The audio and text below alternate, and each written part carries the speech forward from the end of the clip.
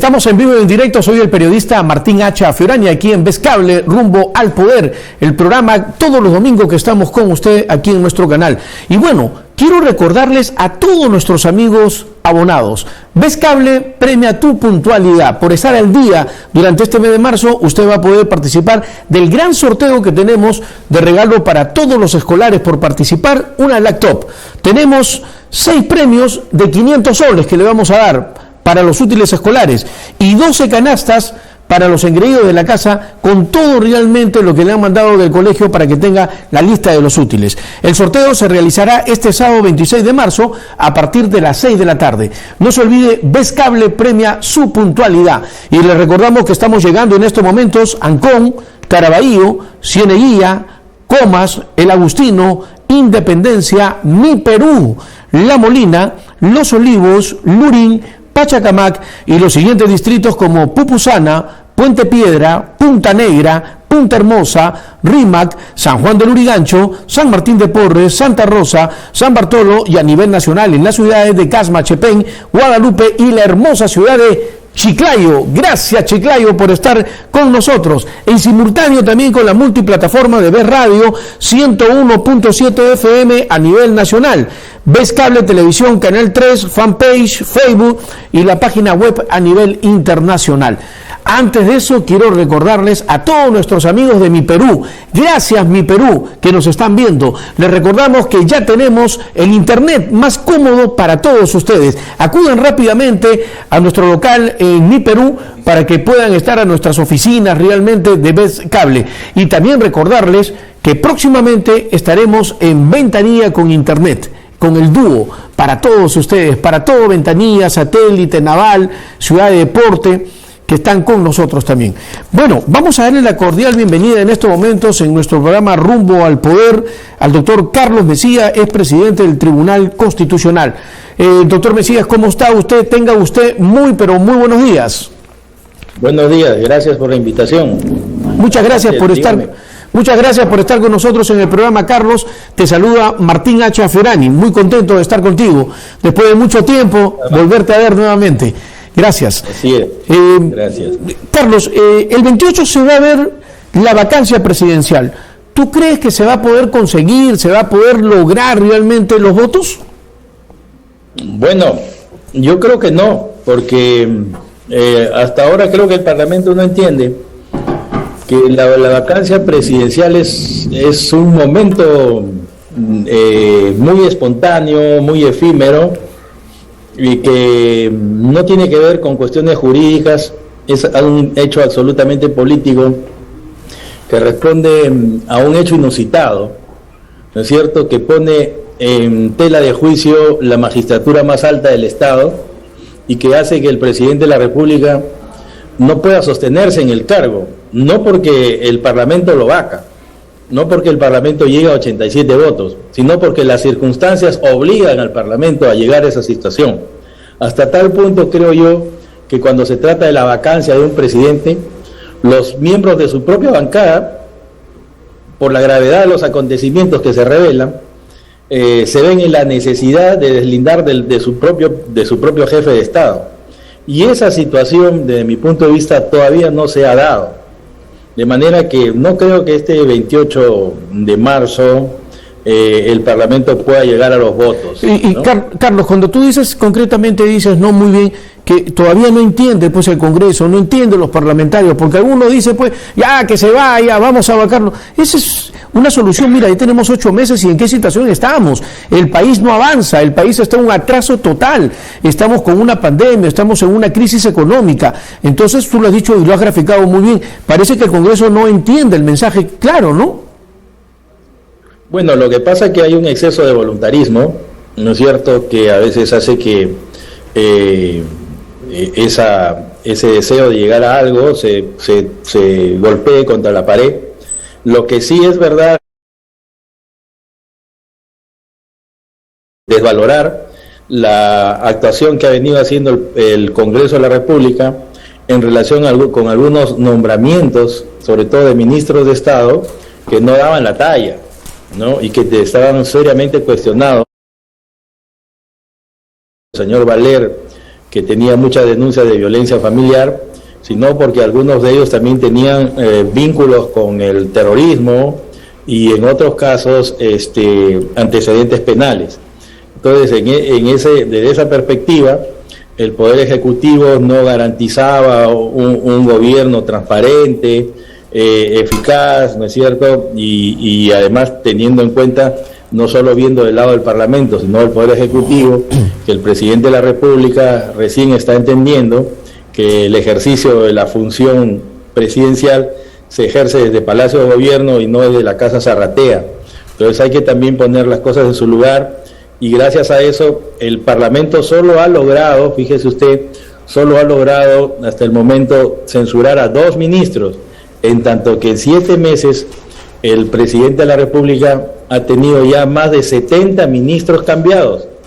Entonces no es solo un problema que se le debe achacar al Parlamento, sino que creo que es una crisis institucional que tiene que ver más con el sistema de partidos políticos, con el sistema electoral y con la forma como es que la Constitución ha diseñado las relaciones entre el Parlamento Ejecutivo, que merecen un análisis serio y sopesado, a fin de que quizás desde el Acuerdo Nacional se pueda establecer un estudio y una propuesta de reforma constitucional para mejorar nuestro sistema político, nuestro sistema electoral y nuestro sistema de partidos, porque es evidente que la propuesta de la reforma política que ofreció el presidente Vizcarra y que el Parlamento ejecutó sin chistar, ha caído en el naufragio, ¿no?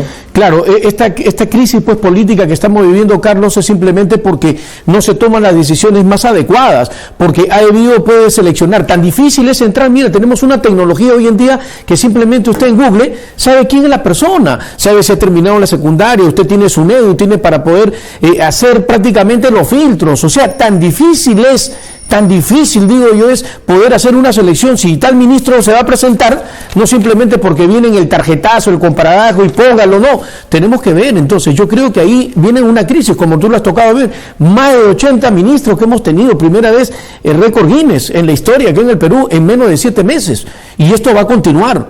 Entonces, aquí...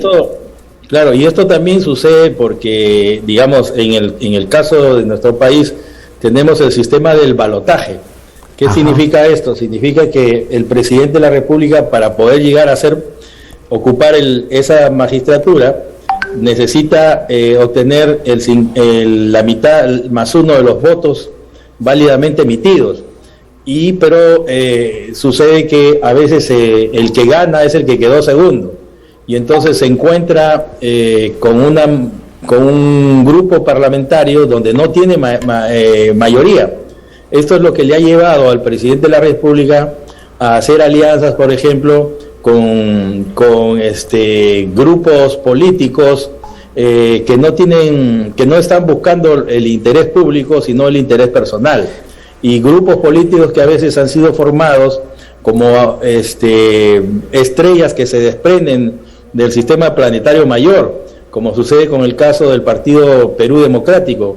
El señor Valer salió de Renovación Popular, el señor Bermejo del Perú Libre, el señor Ceballos de Acción Popular, y entonces, ¿qué cosa es eso? Nada más que una suerte de negociación política debajo de la mesa, donde, digamos, pongo como ejemplo este número, le dicen al presidente, yo te voy a garantizar estabilidad en la gobernanza, siempre y cuando accedas a esto.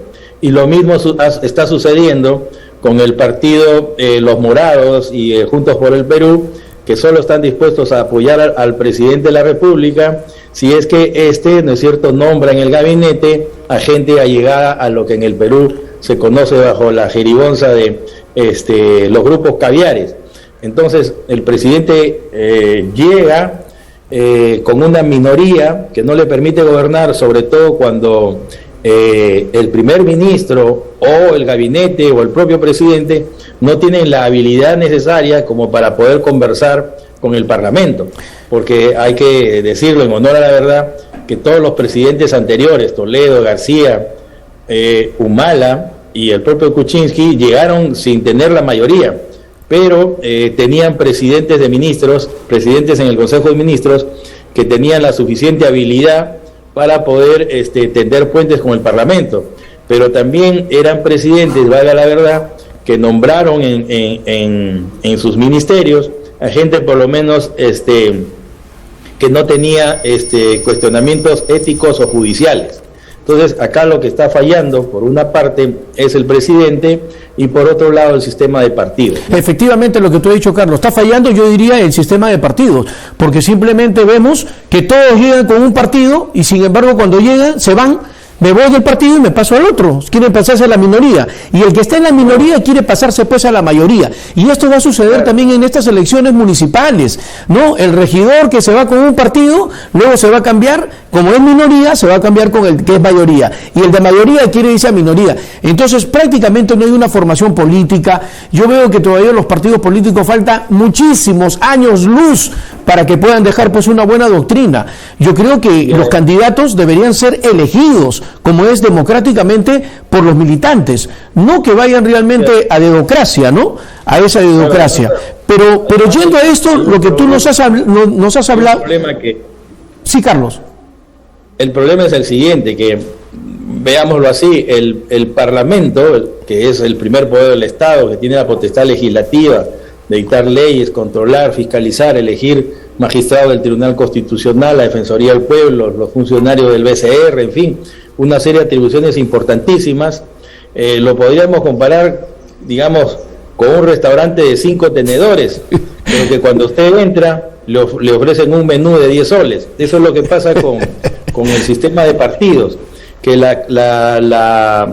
menú, o sea, el elenco de los candidatos que ofrecen los partidos no es el más adecuado. Entonces la ciudadanía se encuentra en la obligación de escoger entre los que te presentan, entre los que te ponen.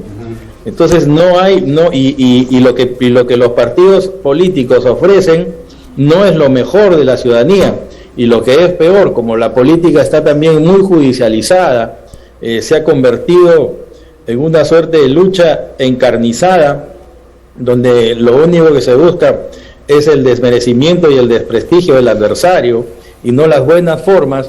Entonces los hombres, digamos, con talla profesional, los que pueden servir mejor al país, no están dispuestos a participar en la política por el temor a salir con el nombre manchado. Eso también hay que tomar en cuenta. O sea, el problema es mucho más complejo de lo que nosotros vemos, ¿no? De lo que nosotros creemos o de lo que la ciudadanía piensa. O sea, aquí un tema de reflexión que es muy importante, y que es el siguiente: hay que decirle a la ciudadanía, a la opinión pública, a los televidentes que nos están viendo en este momento a través de las redes de Ves Cable, es que decirles lo siguiente: cuando ves el Parlamento que discute y no te contentas, no te representas con lo que ves ahí, no le eches solo la culpa al Parlamento, sino reflexiona y analiza un poco más y ve más al fondo qué es lo que pasa, por qué las cosas están así, y vamos a ver que es una crisis mucho más profunda, es una crisis de valores que tiene que ver también con el avance del Internet, las redes sociales, ¿no es cierto?, donde la crítica más importante y las noticias, la ciudadanía se entera más que por los periódicos, por la televisión, por las redes sociales, por el Instagram, el Facebook. Entonces, eso ha terminado también convirtiendo o desgajando el poder central del Estado, y donde digamos, los grupos de poder o de dominio han dejado de pertenecer al Estado y han pasado a otros niveles que se encuentran, digamos, fuera del país, quienes manejan las redes, controlan los sistemas de comunicación, y también los llamados youtubers, ¿no?, los influencers de las redes sociales, que tienen a veces más poder que los ministros de Estado y que los propios parlamentarios. Claro, las redes sociales se han denominado ya el quinto poder, ¿no? El quinto poder que tenemos hoy en día, las redes sociales. Pero hablando del menú, pues, Carlos, ¿no?, dejemos a este restaurante cinco tenedores ahí, porque hay un mal menú. Hay un mal menú en estos momentos. ¿Cuál es tu apreciación? El presidente ha llamado pues a las Fuerzas Armadas a Palacio de Gobierno. ¿Qué crees? ¿Qué mensaje está dando el presidente con esto cuando llama pues a las Fuerzas Armadas? Vengan acá a Palacio de Gobierno. ¿Cuál es el mensaje? Bueno, quizás lo que el presidente de la República en verdad no tiene por qué llamar a los miembros de las Fuerzas Armadas, porque para eso él tiene su ministro de Defensa, quien es el que le rinde cuentas. Eso, digamos, deja mal parado a su ministro de Defensa, lo bypassea, porque decide hablar directamente con los mandos menores, ¿no es cierto? Quiere entablar una relación directa, y eso está mal porque se rompen las formas, y en política siempre hay que conservar las formas. La única garantía de que las cosas van a ir bien es el respeto de las formas. Justamente, por ejemplo, el presidente por dirigir el país de desarratea, rompe la forma, le va mal, regresa a Palacio, adquiere las formas y le empieza a ir mejor. Entonces acá hay dos cosas: o el presidente no entiende cómo son las relaciones de poder, las relaciones en un Estado democrático, que a quien tiene que llamar es a su ministro de Defensa, no a los subordinados al ministro. El presidente no se da su lugar, pero por otro lado, lo que el presidente, y creo que también ahí se equivoca, lo que quiere dar es un mensaje subliminal, en el sentido de decir, miren, por si acaso las Fuerzas Armadas están conmigo, pero los golpes de Estado con los tanques en la calle ya son cosas del pasado. Eso ya no se da, creo, en ninguna parte del mundo, aunque tampoco no nos confiemos, porque somos un país surrealista donde cualquier cosa puede suceder. Sin embargo, lo veo difícil que los militares estén dispuestos a dar un golpe de Estado, ¿no es cierto? Mucho menos aún cuando tenemos, desde el punto de vista de la ciencia política, un jefe de Estado bastante débil. Entonces, para dar un golpe de Estado hay que ser Pinochet, hay que ser Hugo Chávez. Y no veo al presidente de la República con un liderazgo de esa capacidad. Para dar un golpe de Estado también se necesita tener por lo menos al 70% de la población de tu lado. Y no creo que sea eso la situación política actual de cara al presidente de la República, quien aparece muy débil y en las encuestas aparece con poco apoyo. Entonces solo se trata, me parece, desde el punto de vista de la confrontación de poder que hay con el Parlamento, de una suerte de mostrar el músculo, ¿no? Decir, mira, cuidado que te puedo cerrar, cuidado que puedo adelantar elecciones, conmigo están los militares. Pero un mensaje mal dado, pues, Carlos, un mensaje mal dado, desatinado, sí, totalmente, ¿no? Nuevamente le hacen meter en la pata al presidente los asesores, ¿no? ¿Qué clase de asesores tiene pues el presidente? Mandan a llamar, quiere tomarse una fotografía, un lunch, un café con los miembros de las Fuerzas Armadas. Manda el mensaje. Yo pienso que es un mensaje totalmente, y más aún lo que tú has dicho es importante, porque ningún militar en estos momentos va a meter un golpe de Estado. ¿Sabe lo que se le viene después? Los juicios, es terrible. O sea, nadie, ya aprendieron la lección, Tengo entendido que este muchacho Pomareda, que creo que es el jefe de comunicaciones del Palacio de Gobierno, no tiene más de 26 años. Entonces no puede usted entregar la estrategia comunicacional del Poder Ejecutivo a un pichón de periodista, pues no, tiene que poner ahí a un viejo lobo de mar, a un tiburón de océano. Claro que sí. Entonces ahí me parece que el presidente se equivoca. Pero no solo eso, sino que demuestra la orfandad en materia profesional y técnica en que se encuentra el presidente de la República, porque si usted conversa con los mandos medios de la burocracia en los distintos sectores, y le van a decir que todo es un caos, que todo es un desgobierno, porque el Partido Perú Libre está tratando de copar los ministerios con su gente, y los técnicos que tienen, digamos, ya una antigüedad de 10 años para arriba en los sectores, se quejan porque esta gente viene a ocupar altos cargos y no entiende nada, y más bien lo que demuestran es poca experiencia y poco profesionalismo y muchas ganas de ganar un buen sueldo. Entonces ahorita en la mayoría de los sectores, si usted investiga y averigua, va a ver que la mayoría se está quejando porque dicen que hay mucho desorden, demasiado desorden. Y claro, esto también es explicable porque los ministros no terminan de sentarse. Se dice que un ministro, para que pueda recién poder conducir su ministerio, por lo menos necesita 30 a 45 días. entonces para que pueda saber cuáles son los problemas del ministerio, a quién va a poner, quiénes son los funcionarios, qué están haciendo, en qué estado está. Y eso hasta ahora no se produce, y lo único que hay es un reclutamiento de profesionales, ¿no es cierto?, ávidos de trabajo, que se han sacado la tinca de la noche a la mañana, ¿no es cierto?, porque su padrino es cercano a Perú Libre. Claro, efectivamente. Carlos, hablando ahora sobre el expresidente Alberto Fujimori, fue sentenciado a 25 años por graves violaciones a los derechos humanos, lo cual a nivel internacional se llama de lesa humanidad. ¿Cuál es tu opinión al respecto? Bueno, fíjese, lo importante acá es tener en cuenta lo siguiente, que el año 2017, si no me equivoco, el presidente Kuczynski indultó al presidente Fujimori. Como resultado de ese indulto, los familiares de las víctimas de Barrios Altos recurrieron a la Corte Interamericana denunciando que el Perú con este indulto había violado el tratado. Y la Corte Interamericana no se pronunció, dejó deslizar la posibilidad de que los crímenes contra la humanidad o las graves violaciones a los derechos humanos podían ser también objeto de indulto. No se pronunció, tampoco dijo que sí ni no.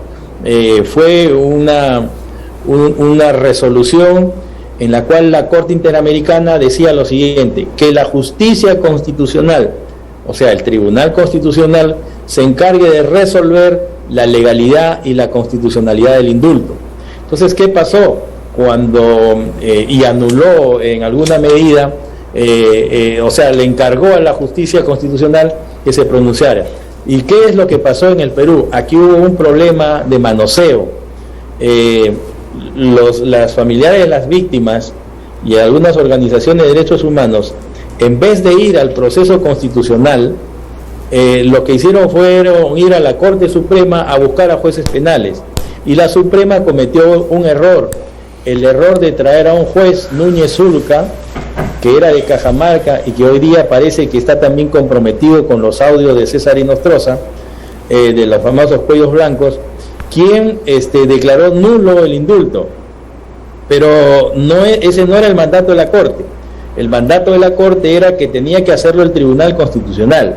Entonces, ahora lo que hemos tenido es que el Tribunal Constitucional se ha pronunciado y ha declarado nulo lo que el juez penal había declarado, pero también ha declarado válido el indulto.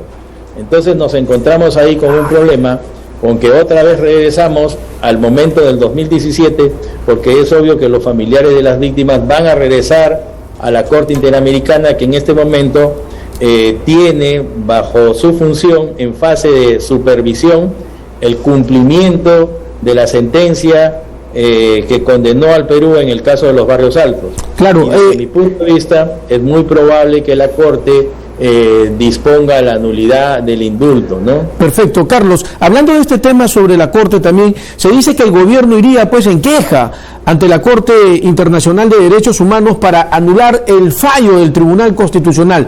¿Va a proceder esto? No, eso es imposible, porque fíjese, cuando se recurre a la Corte Interamericana, los estados siempre van como demandados. ¿Por qué? Porque se supone que alguien los ha denunciado al Estado por el incumplimiento del tratado. No se olvide que la Corte Interamericana lo que tiene es la función jurisdiccional para decir si un Estado que ha suscrito la Convención Interamericana de Derechos Humanos ha violado o no ha violado el pacto. Entonces el Perú, lo que va a pasar acá es que el Estado peruano va a ser denunciado, va a ser llamado por la Corte para que explique, oye, ¿has violado o no has violado el pacto? Claro. Entonces la función de los procuradores es defender al Estado. El procurador tiene que ir a defender la sentencia del Tribunal Constitucional, salvo que el Perú quiera recurrir a un allanamiento, pero esto sería una locura, porque nunca se ha visto que un abogado del Estado tenga que renunciar a defender los intereses del Estado, porque en este caso la Corte tendría que fallar diciendo que el Estado peruano, a través de sus jueces constitucionales, ha violado el tratado y le va a imponer una sanción.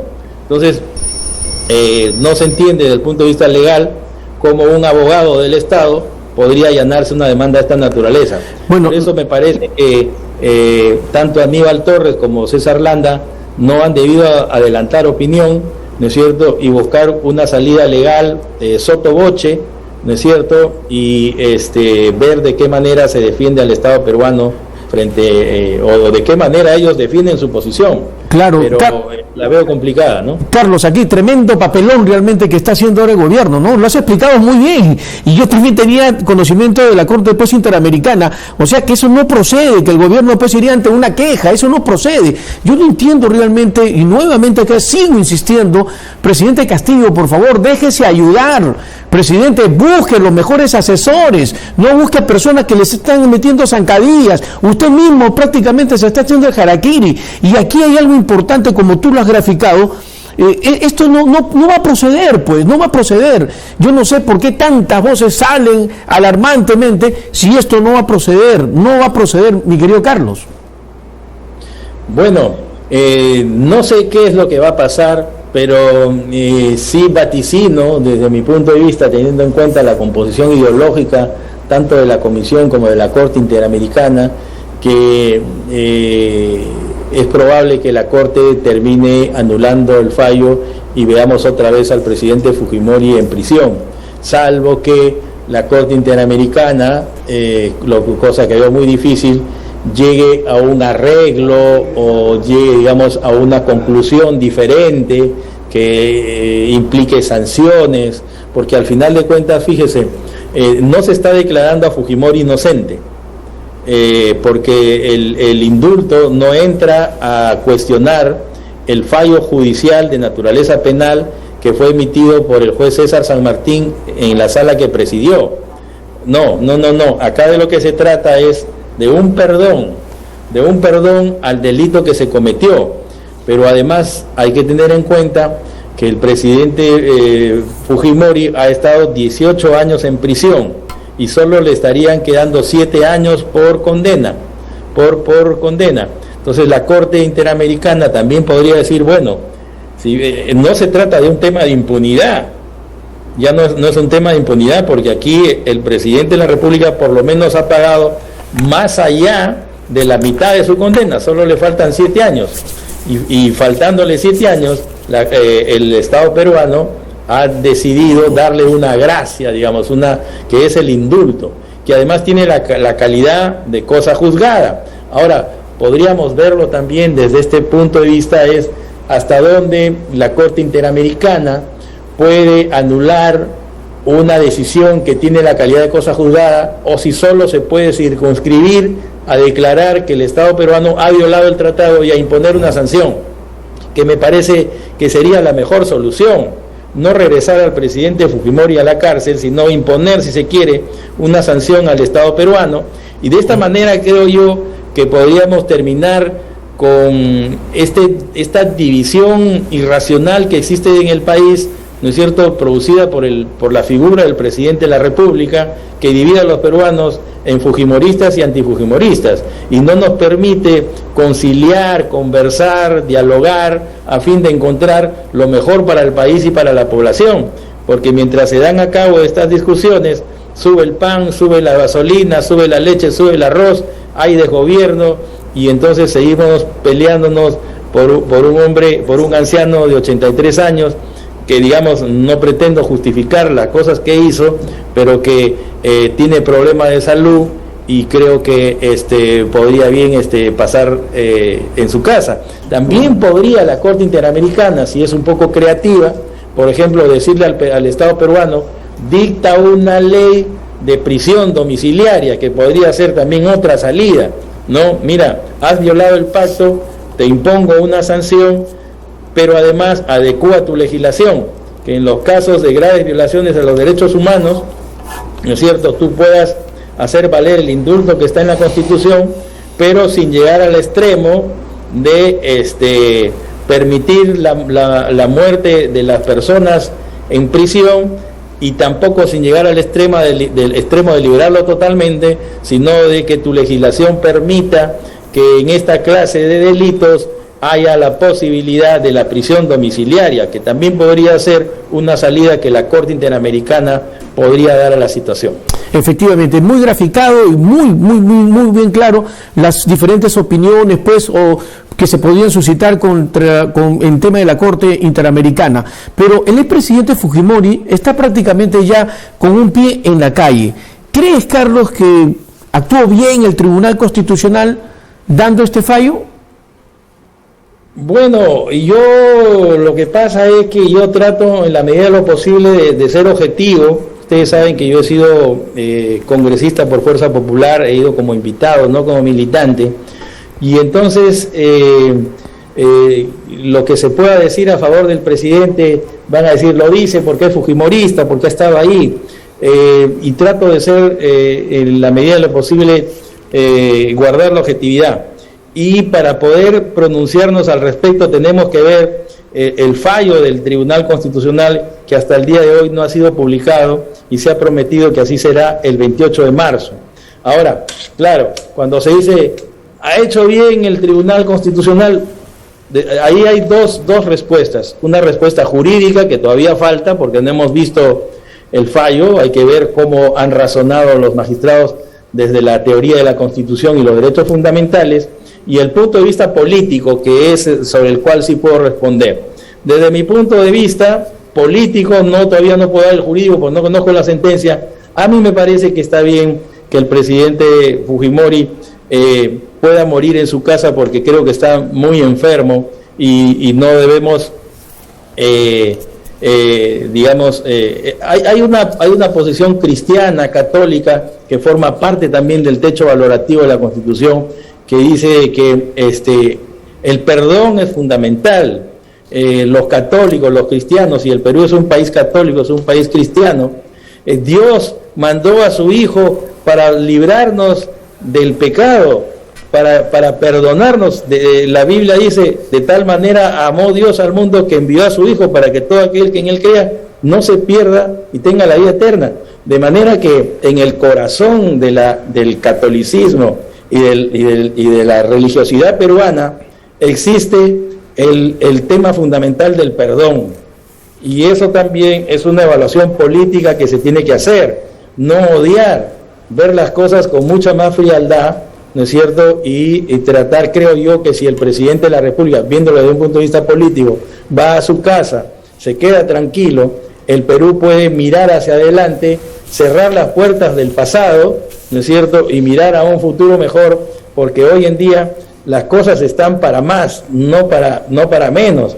Tenemos el problema de la posibilidad de un cambio en el orden mundial, ¿no es cierto?, a propósito de la guerra que se está desarrollando en Europa entre Rusia y Ucrania. Y entonces, ¿qué posición va a tener el Perú ahí? ¿Cómo vamos a quedar en este nuevo orden mundial? Esos son los temas que los políticos deberían estar tratando, ¿no es cierto? Y menos confrontación y lucha, porque esos son los temas de la política. ¿Cuál va a ser nuestra posición en el nuevo orden mundial? ¿Vamos a estar rezagados? ¿Cómo vamos a hacer para que nuestros niños puedan estar a la altura de la tecnología, de los cambios tecnológicos que se van a dar en el futuro de aquí a 20 años? ¿Estamos preparados? Entonces lo que se viene es terrible, y nosotros seguimos discutiendo si un anciano de 83 años debe morir en la cárcel o no. Efectivamente, Carlos Mesía está conversando con nosotros, el expresidente del Tribunal Constitucional, es congresista de la República también, y tocando todos estos temas trascendentales que están pasando pues en nuestro país. Y la Biblia lo dice claramente, Carlos, hay que perdonar para ser perdonados.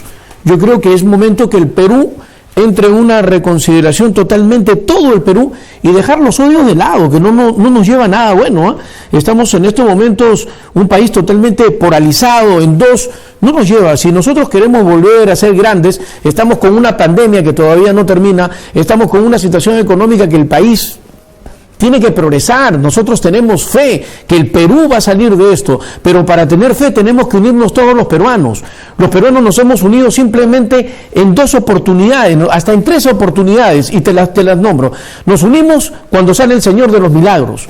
Nos unimos cuando hay una catástrofe, un terremoto, todos los peruanos unimos. Y nos unimos cuando juega la selección, pero después cada uno va por su lado. Es momento que el Perú comience a tener. Lo que pasa es que no tenemos líderes. Vuelvo a insistir, los únicos responsables de esto son los partidos políticos, y seguiremos en esto porque los partidos políticos no forman líderes, están formando simplemente cualquier persona que llega, oportunista, y la persona que quiere participar, que quiere hacer política, ¿qué dice? Mejor me voy a mi casa, en mi casa estoy mejor, y perdemos a una persona importante, a un vecino brillante, a un alcalde, un regidor, un parlamentario. Pero si seguimos en esto, con los odios que tenemos, el país no va a ir a un buen puerto. Prácticamente estamos en el rumbo del Titanic, y esto nos trae muchísima preocupación, Carlos.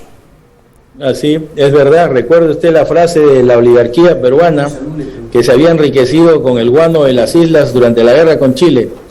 Primero los chilenos que Piérola.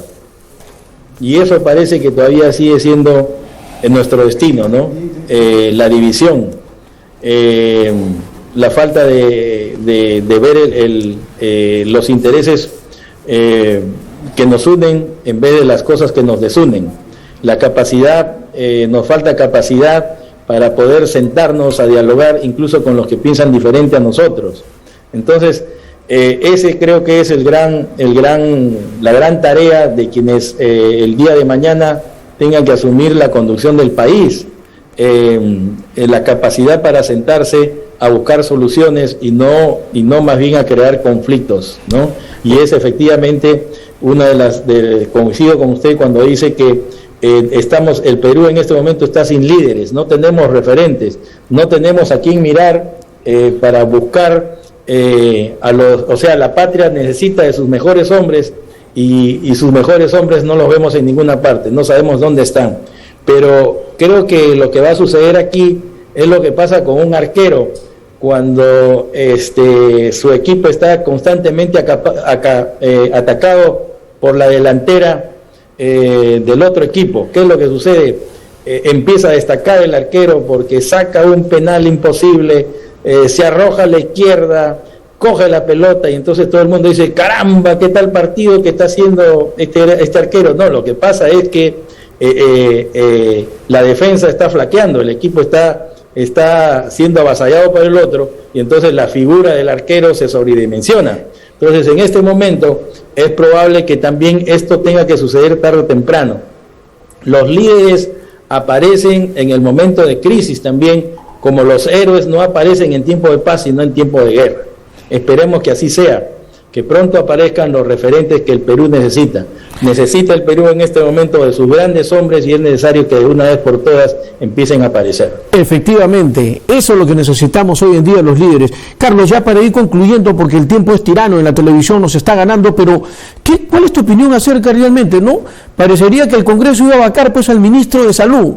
Ya el ministro de Salud estaba con la soga al cuello y sin embargo el ministro pasó el día martes y no sucedió así, al contrario, el ministro de Salud acabó fortalecido y con quiñaditas de ojo todavía de los parlamentarios. Entonces, ¿a qué están jugando los congresistas hoy en día?